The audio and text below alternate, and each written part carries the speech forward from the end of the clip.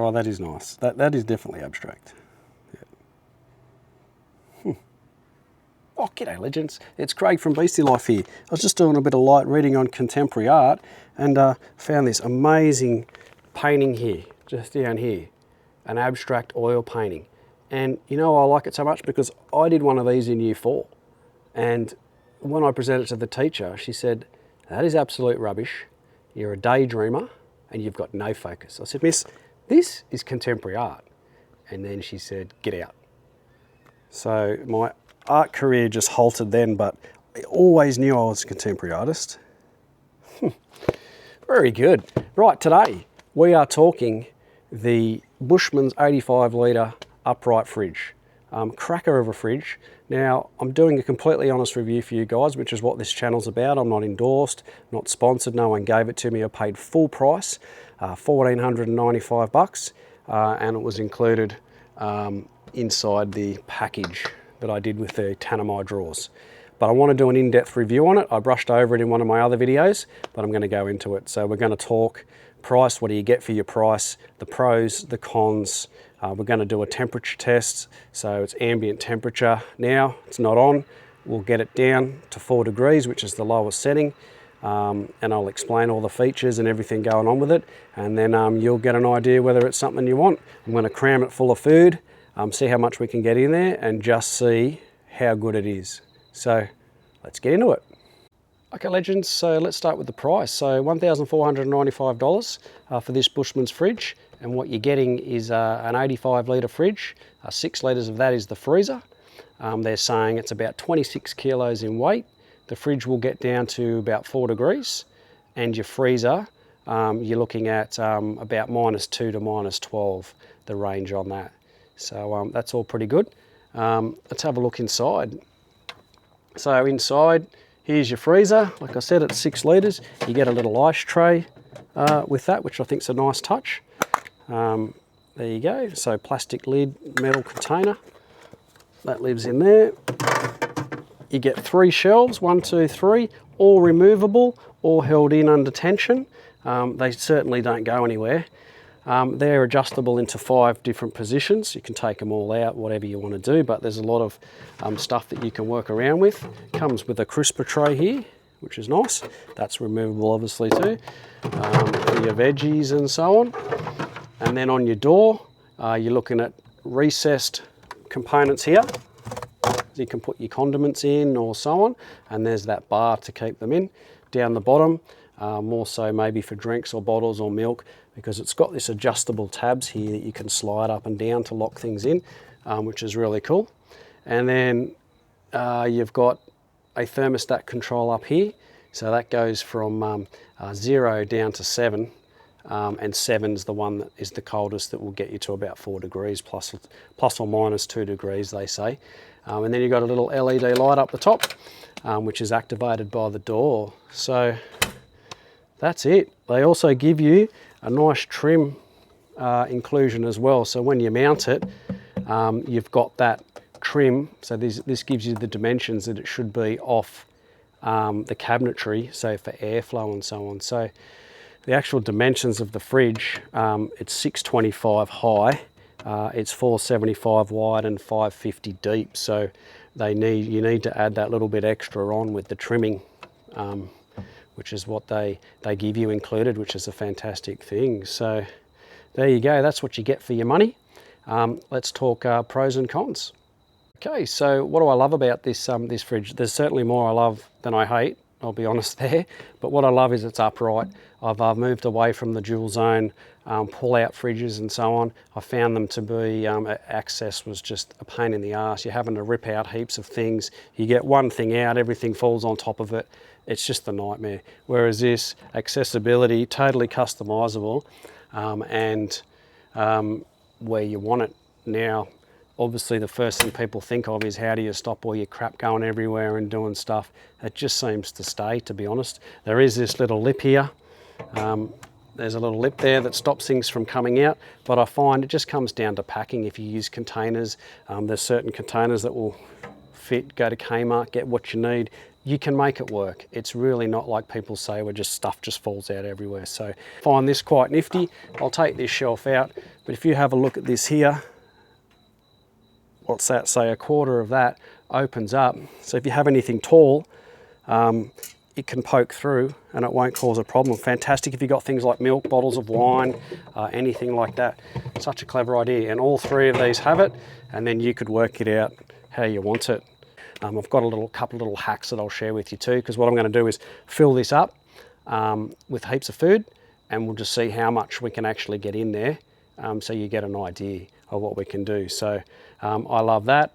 I love that. I love the look of it also. I think it's absolutely sexy. The latch is fantastic. There's no way that latch is coming open without depressing it. So that's fantastic. And the seal is incredible too. Like, you can feel that suction when you pull it off there. And I find sometimes my kids are like, I can't get the fridge open. That's just because they're not pulling hard enough against the seal. So that just goes to show you what it's like. It's got a reversible door, which is fantastic. You can completely change it. So it really doesn't matter what your setup is, what your canopy, the rear of your car is, you're gonna get away with it, because you just peel this sticker off, 2 screws underneath. You do have to relocate it to the other side, put 2 screws in, but then they give you extra Bushman stickers to cover up the holes. And then there is a hinge set up on this side. So they really thought of anything. There's no reason why it can't be installed anywhere. So the door is good, as in it will open 180 degrees until it all depends on your canopy and stuff, but it has a capacity to go 180 degrees. One cool little feature I like is that it has this front black section here. You can remove these tabs and take out the black section and put in whatever you like. Maybe you want stainless, maybe you need to match it to the inside of your camper trailer or your caravan because the black just contrasts too much. It's doable. It's just a panel that you would have made up and inserted. I think that's fantastic. So other issues I've had with dual zone fridges is the noise. I've found this to be extremely quiet. I mean, it's in the cabin of the car. I don't even hear it. It's fantastic. I mean, it's enclosed inside the box, but still, it just doesn't seem to make too much noise. Power usage too is important. I find that they claim that it runs at about 1.5 amps at an ambient temperature of about 25 degrees over 24 hours, 1.5 amp usage. But when it's starting up, it obviously uses more than that. I haven't sat there and just monitored it over a 24-hour period, but look, you're looking at about 3 amps, I reckon, reasonably. Because you're opening and closing the door all the time, it's got work to do. So that's where the fan comes into it to me, but I'm talking no fan at the moment. We're just talking about what you get. And really, that is it. They're the features. I think that's fantastic. I think the negative, the only negative is it's stuck there. I mean, it's in, but that's the same with all upright fridges. You either get one or you don't. But for cost, at $14.95, extremely well-made product. And by the time you get your dual zone, to get the same thing, you need to then get a pull-out sliding drawers. You got that on top, your power slides or your drop-down slides, all those things. That all adds costs and stuff. And then really the only benefit I can see is you can take that fridge out and you'll have room there, but you're still lugging it and moving it around. I'm seeing more and more and more of these, and I think that they're just the way of the future. Okay, legends, it's time for the capacity test. We'll see how much food we can get into this baby. So you got an idea of volume, so when you take it away, what you can actually fit in here. But good news, I've already filled it up. Look at this. I've gone upstairs, I've rated the fridge, and there's plenty of gear in here. I'm going to start ripping it out. I'm going to throw it up on the screen, everything as it comes out. But have a look at this, I've still got room here. There's a whole shelf here that I can get stuff in, a little bit more room up here. You could probably squeeze, look, the freezer's not even full, and you'll get an idea. So let's get it all out and we'll chuck it up on the screen and get an idea of just how much you get in here. So I'll let you know, there's 24 cans of Coke about to come out. I'll speed this up.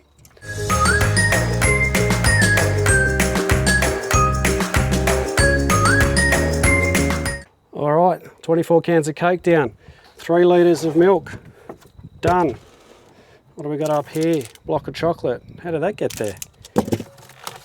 12 eggs. Block of feta. 12 slices of cheese. Ham. Tub of butter. Pork mince, 250 grams. 500 grams of mince. What do we got here? 330 grams of chicken. What do we got here? 2 pears, 2 apples, 4 potatoes, bag of mushrooms, bag of beans, 3 bananas, avocado, another apple, 3 carrots. And then we got minced garlic, mustard, tomato relish, jars, all fitting in here. Some maple syrup for your pancakes, got to have that. Big bowl of wine, oh that's a good year.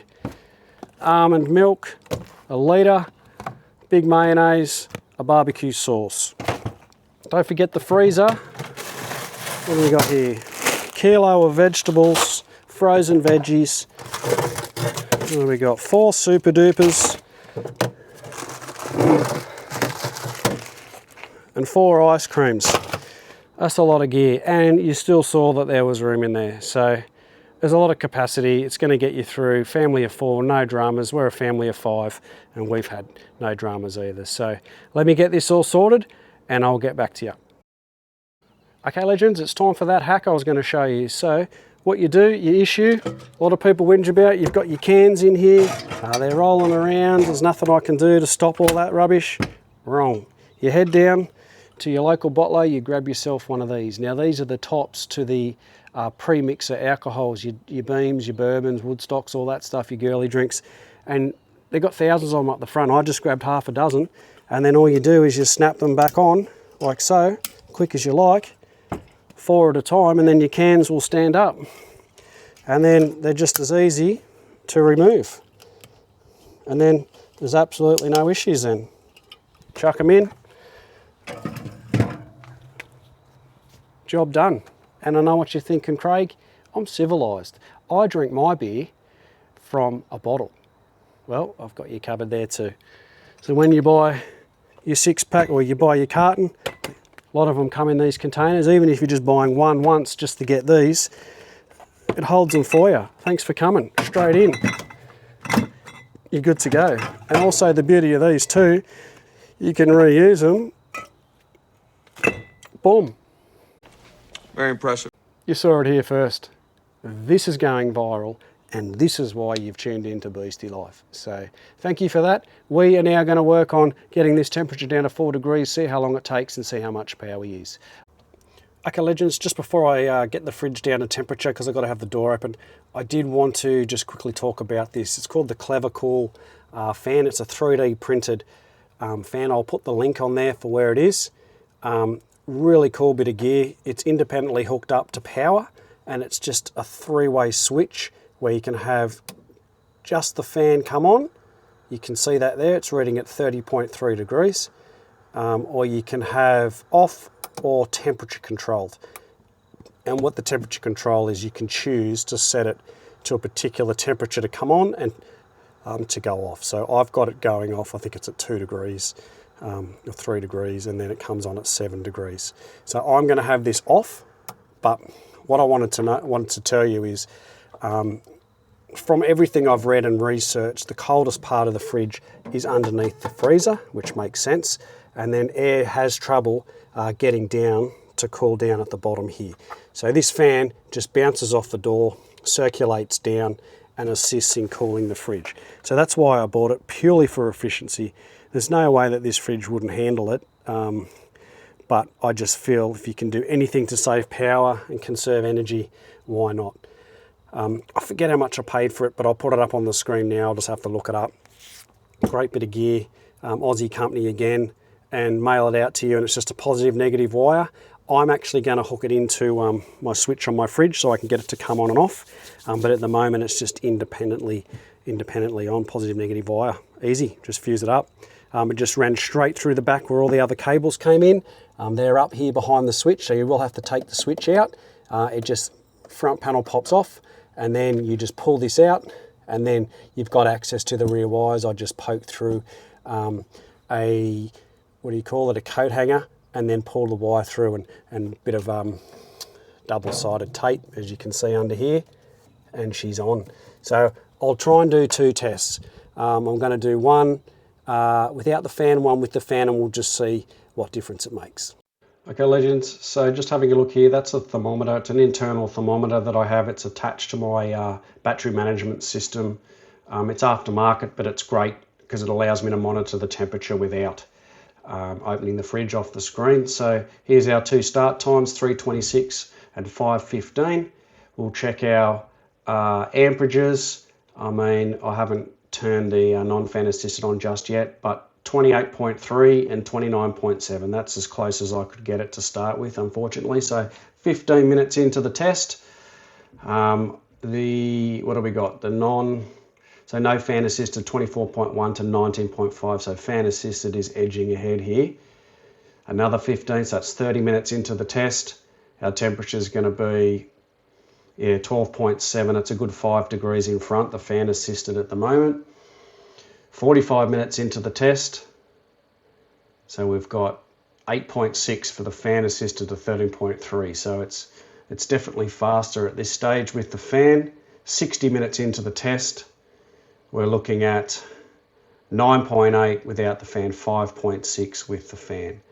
75 minutes in, let's have a look here what we've got. So pull, it is working a bit harder, the fridge with the fan, but we're down to 3.4, which is where we wanted to be at, and 6.8. So I've stopped the fan assisted test. I've come back 90 minutes in total just to do the non-fan assisted, and now we're at 4.6. So even to get there, you might even need another 15 minutes, but you're looking at a good 15 to 20 minutes quicker with the fan assisted. So here's just a summary of all of those figures if you wanted to have a quick squeeze and sort it out. But you can see I stopped the test after 75 on the fan assisted because it was already well and truly cold enough. So look, make of it what you will. It's only a 15-20 minute difference, but the efficiency is why I bought it. So thanks for watching. Tell me what you think. Reach out to me. I'd love to hear some comments and see what you got to say, and I'll see you guys in the next one.